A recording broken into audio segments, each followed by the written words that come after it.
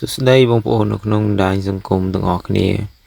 ថ្ងៃនេះខ្ញុំមកចែករំលែកបទពិសោធន៍មួយទៅកាន់បងប្អូនទាំងអស់គ្នាសម្រាប់ tractor នេះផងដែរគឺ tractor Cuvita M70 វាមានបញ្ហាអត់លើកអង្គក្រោយហើយនេះក៏ជាបទពិសោធន៍របស់ខ្ញុំដែលធ្វើកន្លងមកហើយថ្ងៃនេះក៏ខ្ញុំឆ្លៀតឱកាសចង់ចែករំលែកទៅកាន់បងប្អូនពីរបៀបជួសជុលរបស់វាហើយសារ tractor នេះផងដែរគាត់ទៅបណ្ដូរសារ៉ាងថ្មីនេះគឺជាសារ៉ាងបដូរធំប្រភេទសារ៉ាងកែអញ្ចឹងណាបើបោះស៊ីនវាកូនសារ៉ាងបដូរតិចតួចនេះគឺថ្មីចែកមែនទេម្ដងទៅបានមួយថ្ងៃក៏ដូរសារ៉ាងហើយក៏មានបញ្ហាអត់លើកអង្គរនៅម្ដងឥឡូវកុំភ្លេចមកតាមដានវីដេអូទាំងអស់គ្នាហើយសម្រាប់បញ្ហានេះដែរគឺយើងបានដឹងហើយតែវាមានបញ្ហាមកពីអីអញ្ចឹងណាគឺដោយសារតាកតងជាមួយនឹងបញ្ហាសារ៉ាងនឹងផងតាកតងជាមួយនឹងបញ្ហាសារ៉ាងចាស់មុនចឹងបងប្អូនចង់ដឹងថាបញ្ហាហ្នឹងវាមកពីអីបានវាធ្វើឲ្យលើកអង្គឡើងអត់រួចបងប្អូនកុំភ្លេចតាមដានវីដេអូនឹងជាមួយខ្ញុំទាំងអស់គ្នា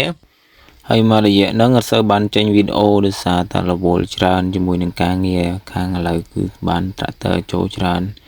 ហើយសម្រាប់tractor នេះផងដែរគឺធ្លាប់ដោះពីមុនម្ដងដែរសម្រាប់ប្រទេសលើនេះ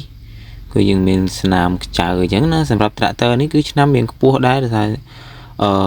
ឆ្នាំ22ដែរប៉ុន្តែដូចជាធ្លាប់ដោះម្ដងហើយដែរผมឃើញមានស្នាមខ្ចៅសម្រាប់បងប្អូនដែលចង់ដឹងអំពីរបៀបធ្វើរបស់វាកុំភ្លេចតាមដានវីដេអូទាំងអស់គ្នាបញ្ហាវាអត់ច្រើនទេបងប្អូនគឺបញ្ហាវាតែបន្តិចទេបាទឥឡូវយើងមកដល់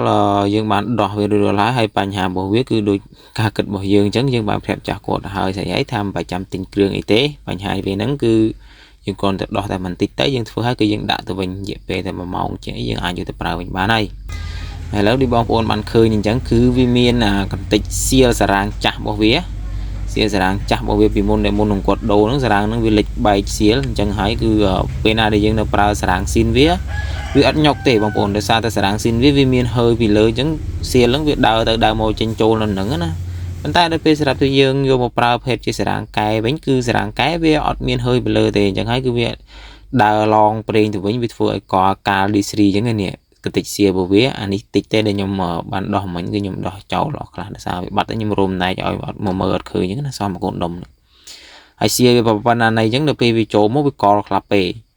កលជាមួយនឹងក្លាប់ពេប្រេងទៅវាធ្វើឲ្យអត់ចិត្តប្រេងអញ្ចឹងហើយគឺវាលើកគាត់រួចទេបងប្អូនអាហ្នឹងវាអត់លើកភ្លាមហ្មងប្រើគឺគៀងហ្មងអត់លើកហ្មង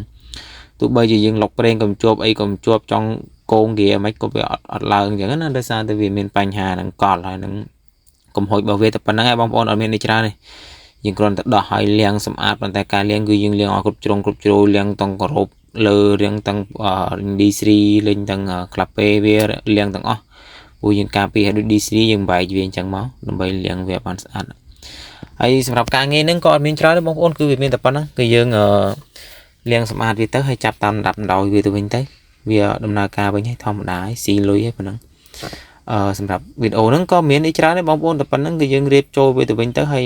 វាប្រើការបានមានអីវាមានបញ្ហាតែប៉ុណ្្នឹងហើយថ្ងៃនេះក៏ខ្ញុំបាន tractor ចំនួន3គ្រឿងដែរប៉ុន្តែមួយគ្រឿងទៀតហ្នឹងឈិតមកដល់ហើយគឺទេមកកក់ហើយស្រេចអញ្ចឹងណាហើយសម្រាប់វីដេអូនេះក៏មានតែប៉ុណ្្នឹងហើយអរគុណសម្រាប់ការតាមដានចំណាយពេលវេលាមានតម្លៃដើម្បីទស្សនាវីដេអូហ្នឹងអញ្ចឹងណាវីដេអូហ្នឹងវាខ្លីដែរទេដោយសារយើងចង់ធ្វើការបត់បង្ហាញបទពិសោធន៍ខ្លះៗទៅកាន់បងប្អូនអ្នកប្រើ tractor អញ្ចឹងណារួមមានជួបបញ្ហាដូចក្នុងវីដេអូហ្នឹងទៅអាចធ្វើតាមបានអរគុណច្រើនបាយបាយ